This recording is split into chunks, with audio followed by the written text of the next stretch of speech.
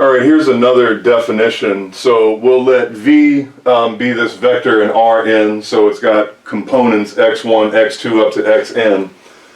The magnitude of a vector V, or the norm, same thing, it's just the length of the vector V. So it's the real number, and we use these, this like double absolute value bar. So the magnitude of V is just the square root of x1 squared plus x2 squared plus blah blah blah plus xn squared.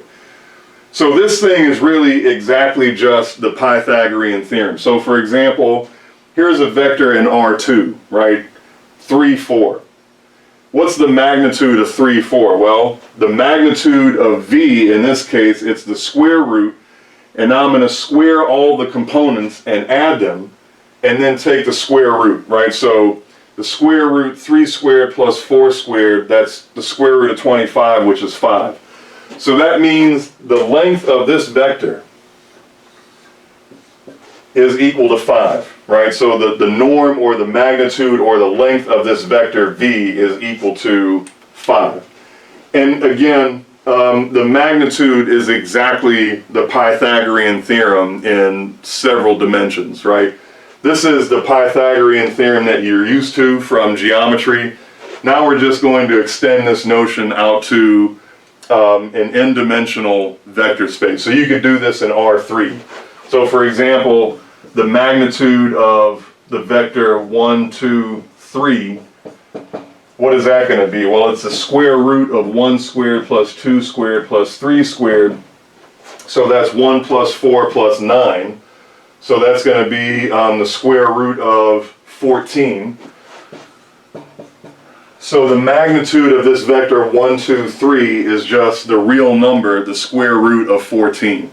So you can see that this magnitude is a straightforward computation, right? Just like it's exactly the Pythagorean theorem.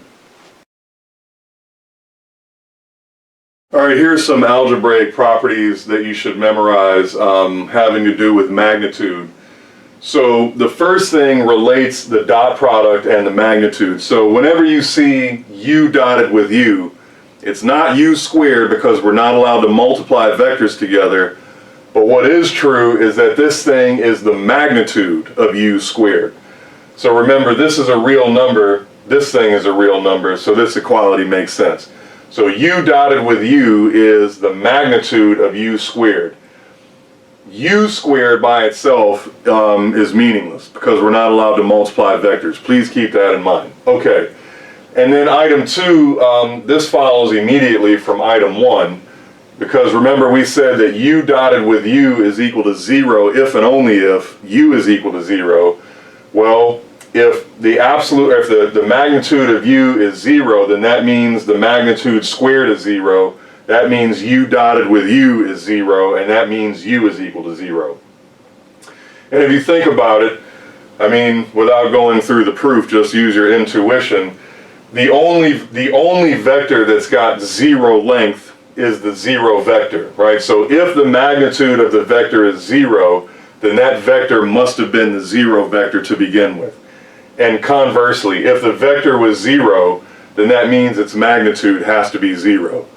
And then item 3 says the magnitude of a scalar multiple is the same thing as the absolute value of the scalar times the magnitude. And why do we need the absolute value here? Well, the magnitude is always positive. And if alpha is a negative scalar, then that means alpha times the magnitude would have to be a negative number. And we don't want that, right? Magnitudes are distances, so they should always be positive. They should always be non-negative. So that's why we need the absolute value bars right here. And the absolute value will work out if you just do the proof and work out the algebra. We can leave that part as an exercise. At the very least, you need to memorize these 3 properties for the magnitude.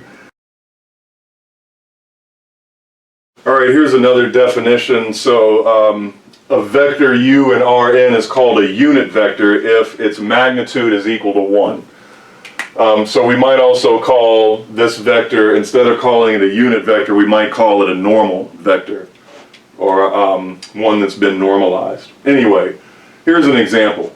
So let's let V be this vector 3, 4. We looked at this before. We computed its magnitude, and we saw the magnitude was equal to 5. So that's not equal to 1. So this thing is not a unit vector. Well, what if we take this vector whose magnitude is 5 and then scale it back by 1/5? So if I take this vector now and multiply it by 1/5, that thing should be a unit vector. So let's take the magnitude of this thing, the magnitude of the scalar multiple 1/5 times 3, 4. Well, remember I'm allowed to write the scalars on the outside as long as I take the absolute value, but 1/5 is already positive, so we don't need to worry about that. So the magnitude of 1/5 times 3, 4 is the same thing as 1/5 times the magnitude of 3, 4. And we know the magnitude of 3, 4 is 5, so this is really just 1/5 times 5, which is equal to 1. So this thing is a unit vector. And another way to write this thing would be 3/5 and 4/5, right? So 1/5 times 3, 4 is really 3/5 times 4/5. And you get the idea here that if you take any vector that's not a unit vector, then you can scale it back in such a way that it is a unit vector, right? If you multiply by the reciprocal of its magnitude, right? So the magnitude here was 5. If I multiply by the reciprocal of the magnitude, the result is a unit vector. So we get the feeling, and it may be a good exercise to check this, that any vector in Rn, any non-zero vector in Rn can be normalized. Or you can take any vector in Rn and then find a unit vector that points in the exact same direction as the original vector, only that unit vector will have length 1. So basically what we did here, we had this vector 3, 4, and then we took this thing and normalized it, right? So we took this thing and multiplied it by 1/5. So here's 1/5. Right, so here's the whole vector 3, 4. Its magnitude was 5, but if I take this thing and multiply by 1/5, the result is a unit vector that points in the same direction. Let's call this thing V, right? This unit vector U points in the same direction as V, but its length is equal to 1. So you can always do this with a non-zero vector. So that might be some stuff to work out in the exercises.